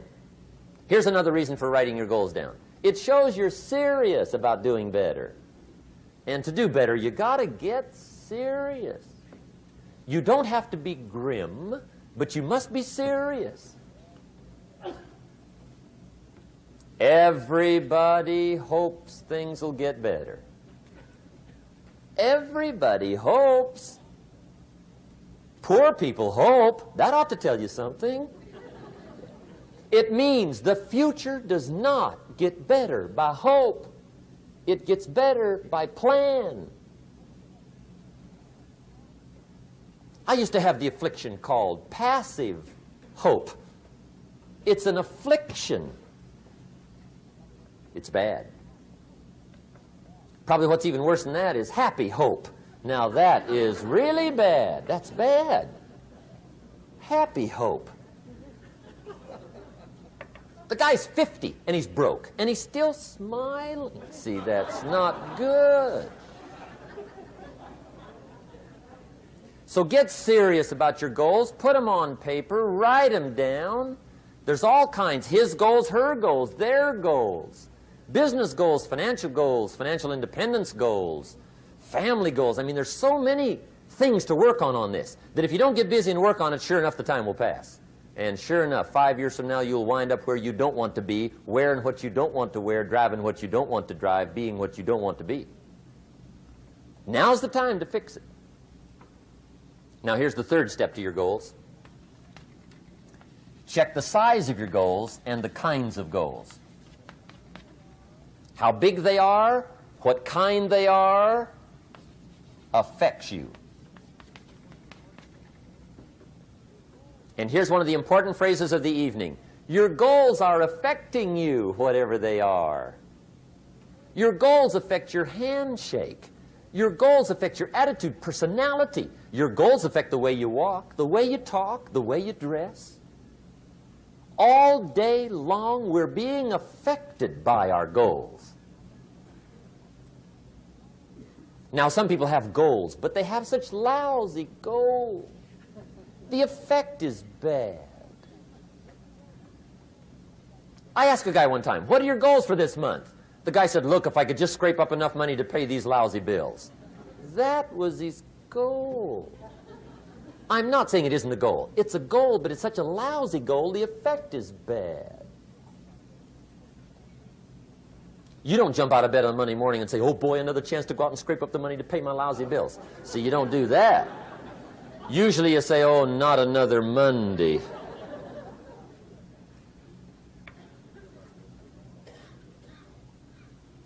And some people have so given up on life, they have joined the thank God it's Friday club. How sad. Surely those are the same people, when life is over for them, will say, thank God it's over. Let me give you a Bible philosophy that teaches how to get whatever you want. That's the title of the next set of notes. How to get whatever you want. From the Bible. Now again, I'm an amateur when it comes to the Bible. I'm not a pro. But this I can quote, and I think that'll be sufficient. How to get whatever you want. Here's what it says if you're ready. It says, ask,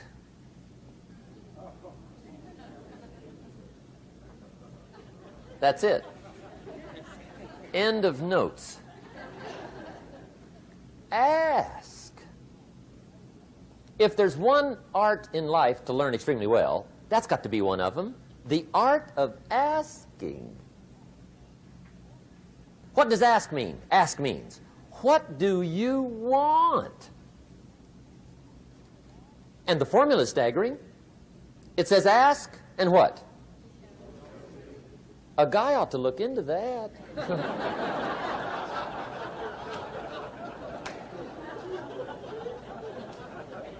He says, yeah, but you work where I work by the time you struggle home. It's late. You've got to eat a bite of supper, watch a little TV, get to bed. You can't sit up half the night, ask. And the guys be, See, you've got to be better than a good worker. You've got to be a good asker. Now, let me give you 3 key points on asking and receiving. This can do it. Number 1, asking is the beginning of receiving. Asking starts a unique process, mental and emotional. I don't even know how it works. All I know is it works. It's like pushing a button and all this machinery starts working. I don't know how. It just works. There's a lot of things you don't need to know how. Just work them. Some people are always studying the roots. Others are picking the fruit. I mean, it depends on what end of it you want in on. Asking is the beginning of receiving, so start the process. Here's number 2. Receiving is not the problem. Receiving is automatic. Now, if that's true, receiving is not the problem, what's the problem? Failure to ask might be one of your major problems. I don't know. Check it out. The guy says, oh, now I see it. I got up last year and hit it every day, but there's not a scrap of paper with my goals on it. Good worker, poor asker. So you've got to change that. Here's number 3. Receiving is like the ocean. There's plenty, especially in California. It's like an ocean here.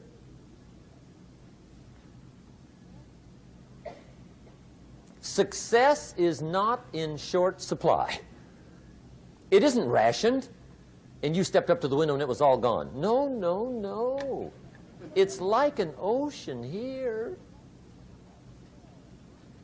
Now, if that's true, what's the problem? Well, some people go to the ocean with a teaspoon. Have you got the picture? See, what you want to do in view of the size of the ocean is trade your teaspoon for at least a bucket, and you'll look better down at the ocean. Kids won't make fun of you, right? Okay. Now, there's 2 ways to ask, and we'll wrap up goal setting. 2 ways. Here's number 1. Ask with intelligence. It didn't say ask intelligently, but I'm sure it meant that. Don't mumble. You don't get anything by mumbling. Be clear. Be specific. Intelligent asking means how wide, how high, how soon, when, what size, what color, how much. Define what you want and describe what you want. That's powerful. In the weekend seminar we teach, goals become like a magnet. They pull you that direction. And the better you describe them, the more they pull. So ask intelligently. Here's number 2. Ask with faith. That's the childish part of the equation. Believe you can get what you want like a child. Not an adult. Adults are too skeptical. So the formula really reads, make plans like an adult and believe in them like a child. And the most incredible things will happen. Just try it for 90 days. Just try it. You can always go back to the old ways. Just try it. Just 90 days, 90 days. Now, here's the last qualifying phrase on goal setting, as we promised to qualify everything. And it simply goes like this. Remember, you won't get everything you want. And we've already studied the reason for that. Simply, sometimes it hails on your crop and rains on your parade. It's that kind of planet. So you won't get everything you want, but if you will work this goal-setting formula, you can get plenty for wealth and happiness. Okay, that's goal setting. We use it around the world. We recommend it. Now, maybe it won't work as well for you as it has for me. I don't know. Maybe not. But what if it did? You got to try. Okay. Here's the last subject, the day that turns your life around. Let me just quickly give you a list of 4 emotions that can change your life in one day. Emotions are powerful. Sometimes it doesn't take much to alter your whole life direction.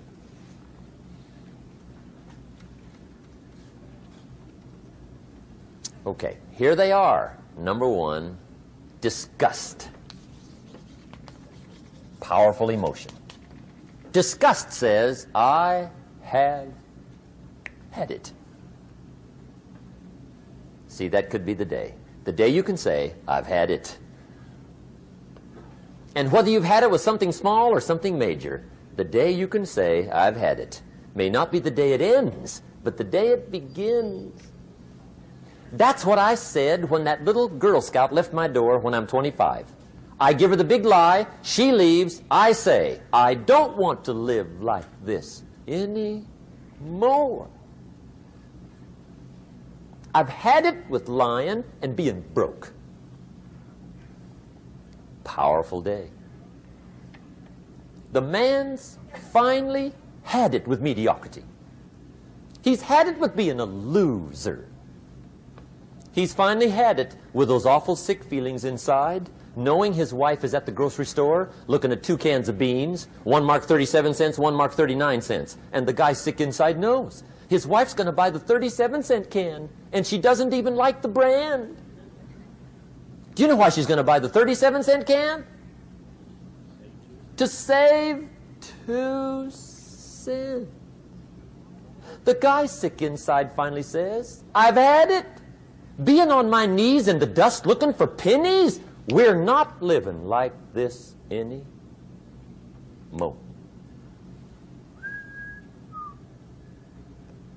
Could be the day that turns your life around. The day you can say, I've had it. He walks into his closet and rips everything in it to shreds and says, I've worn this embarrassing stuff for the last time. And not only will I never wear it again, no one else will ever wear it again. Commit an act that says, I've had it. Powerful. Here's the next one, decision.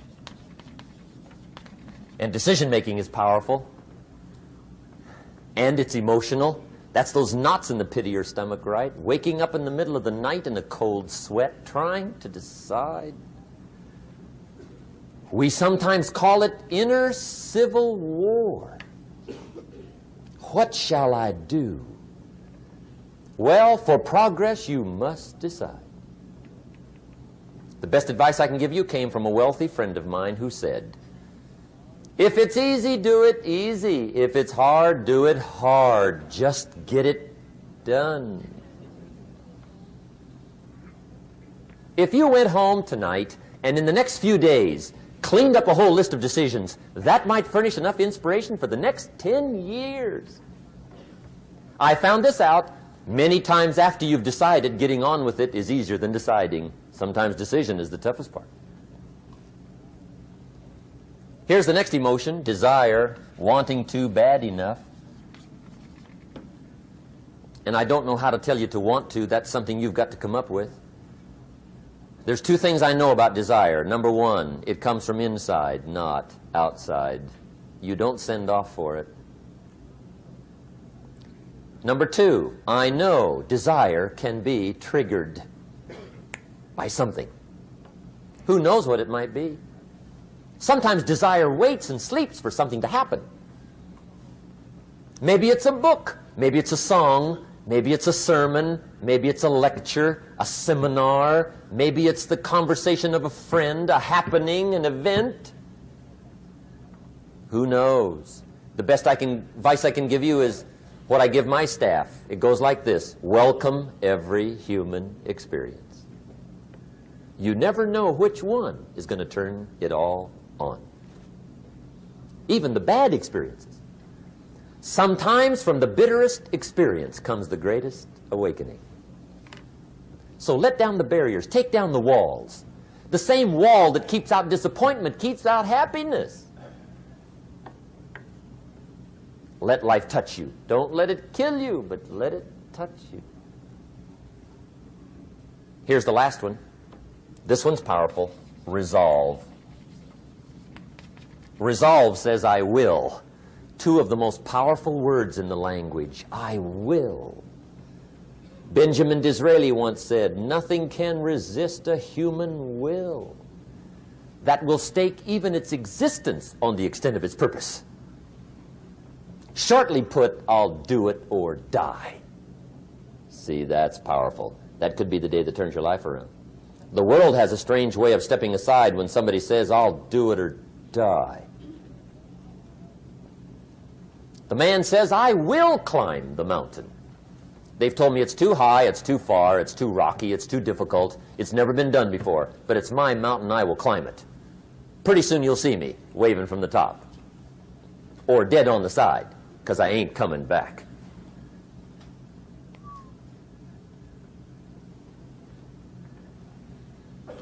The best definition I ever got from the word resolve came from a little junior high girl in Foster City, California, up north.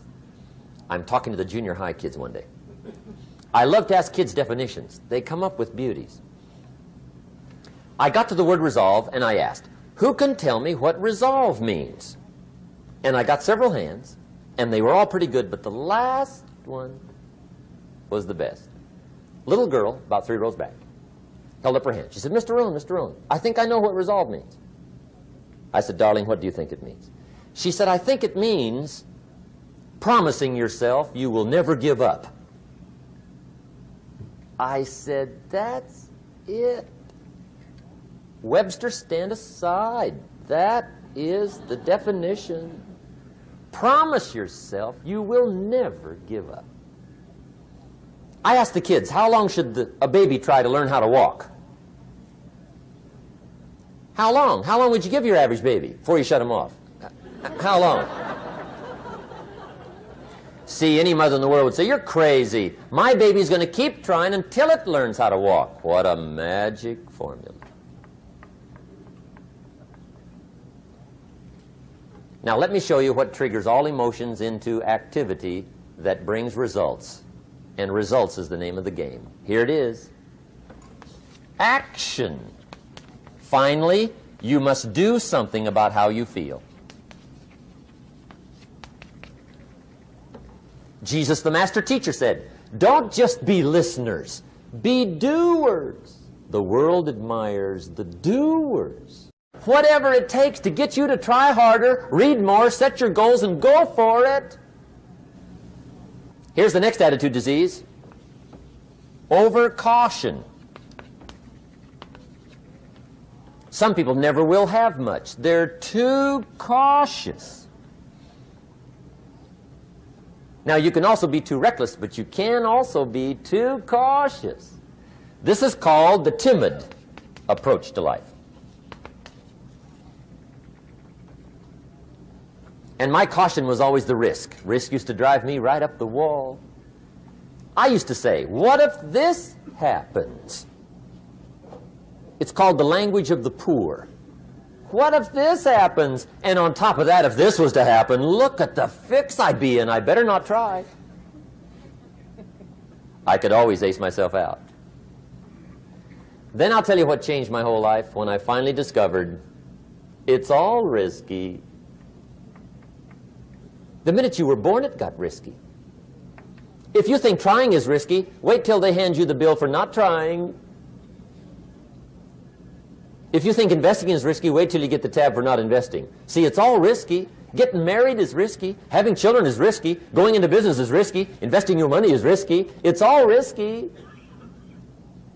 I'll tell you how risky life is. You're not going to get out alive. That's risky. The Englishman says, well, if that's the way it's going to work out, let's give it a go. Right, that's what it's for. Give it a go. Somebody says, yeah, but I'm looking for safety and security. fine then, huddle in a corner. We'll cover you with a sheet, bring you 3 meals a day. And we'll protect you, feed you, look after you, care for you. We won't let anything happen to you. And you'll probably live to be 100. The guy said, well, yeah, I'd live to be 100. But what a way to live. Right. What a way to live, safe and secure. Don't ask for security. Ask for adventure. Better to live 30 years full of adventure than 100 years safe in the corner. And see, it's not important how long you live. What's important is how you live. Here's the next attitude disease. We're almost through with this motley list. In fact, we're almost through. Hang on. The next one is pessimism. Pessimism, the deadly disease of always looking on the bad side, the problem side, the difficult side, checking all the reasons why it can't be done. The poor pessimist leads an ugly life. He doesn't try to figure out what's right. He tries to figure out what's wrong. He doesn't look for virtue. He looks for faults. And when he finds them, he's delighted. How ugly. This is the poor guy who looks through the window, doesn't see the sunset. He sees the specks on the window.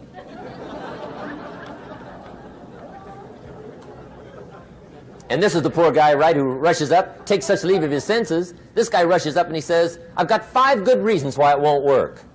He's so dumb he doesn't know. All he needs 1. He's got 5.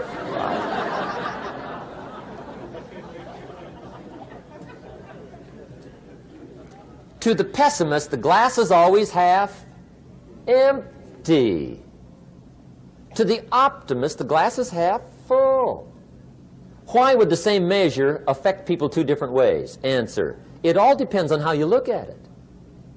Our lives are mostly affected by the way we think things are, not the way they are. The way we think they are affects us most. There's a subject we don't have time to get into tonight called better thinking habits. One of the major things Shoaff taught me when I met him, he said, poor thinking habits keeps most people poor. Not poor working habits. Most people work hard, but they don't think hard. And Shoaff taught me that the mind is like a factory, a mental factory. And whatever you think about all day long pours ingredients into this mental factory. And that's what builds the economic, social, financial fabric of your life. He quoted me a Bible phrase that says, as you think, so you become. How awesome. When he talked about poor thinking habits, he had me. I used to start the day reading the morning newspaper. I mean, you can believe that or not. I'd get a cup of coffee and read the paper. I'd load up on wars and riots and murders and stabbings and killings and bank robberies and muggings and car wrecks and tragedies. I'd even read the back pages. I seem to like that stuff for some weird reason. I'd load up on all that, and then I'd start the day. You can imagine the kind of days I used to have. You walk around on your financial knees. They call you economic peewee.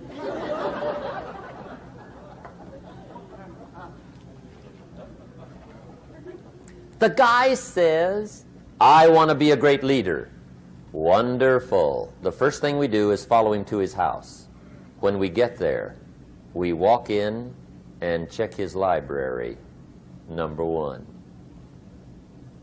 Somebody says, well, why check his library? The reason is because what a man reads pours massive ingredients into his mental factory, and the fabric of his life is built from those ingredients. You would not believe what some people have got in their house to read. You would not believe. One of the best dressed up words I know for a lot of it is trash. Can you imagine dumping a barrel of trash into this mental factory every day and coming out with a rich, dynamic, positive life? It can't be done. You might as well try making a cake with cement. The kids back in Danbury, Connecticut, high school, they're asking me questions one day. I'm talking to the kids. Kids got good questions these days. One of them said to me, Mr. Rohn, how do you build the good life?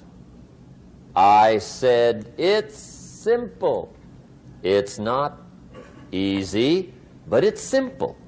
Here's how you build anything. Select the right ingredients, keep out the wrong ingredients, and it starts with thought.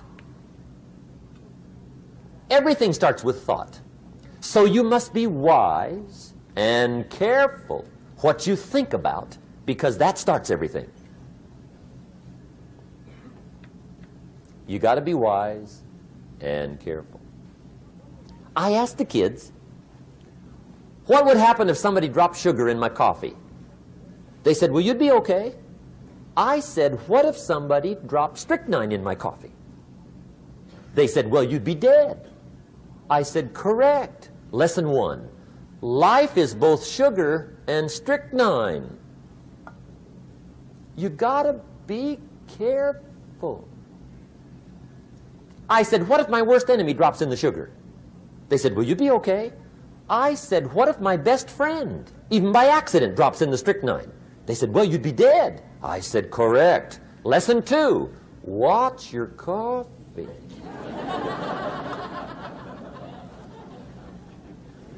You got to be careful. See, it doesn't matter who hands you the bad stuff. It doesn't matter where you get the bad stuff. It'll still do its damage on your bank account, wherever you get it. Mr. Shoaff gave me one of the greatest phrases when I first met him when he said, Jim, every day stand guard at the door of your mind. How important. Stand guard at the door of your mind. And you decide what goes into your mental factory. Don't let anybody just dump anything they want to in your mental factory, because you've got to live with the results. Okay, here's the last disease, and we're through with this list. In fact, we're almost through. Hang on. The last subject is very brief. The last disease, but this one is deadly. Engage in this one, indulge in it even slightly, and you might as well forget the future, because it's going to forget you. Complaining, crying, whining, griping, a Bible word called murmuring. See, that'll ace your future. Spend 5 minutes complaining, and you have wasted 5. And you may have begun what's known as economic cancer of the bone. Surely they will soon haul you off into a financial desert and there let you choke on the dust of your own regret. I hope I said that well, so you won't forget. It's a deadly disease. If you don't think it's bad, ask the children of Israel of Old Testament fame. Typical of us all, their story just happened to get in the book. Story says, children of Israel were slaves. God performed a series of dazzling miracles and got them out. And now they're heading for the promised land. Remember the story? Heading for the promised land. Tragedy of the story, they never got there. Reason. From day one, they started to complain. They griped about the water. They griped about the weather. They whined and cried and griped about the food. They griped about the leadership. They whined and cried because it was too far, too cold, too hot, too difficult, too miserable. I mean, they whined and cried for years. Finally, God said, I've had it, trip canceled. Or something like that. The story says they died in the desert, never got to the promised land. Which I think means 2 things. Indulge in this long enough, you get your future canceled. And I guess it also means even God himself can only take so much.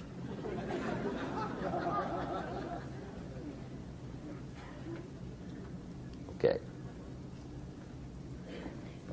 Just be on the lookout of the things that can destroy all the good you start. The war is on. And this evening, tomorrow, mentally, personally, socially, economically, you got to make sure you're winning the war. And this is part of it.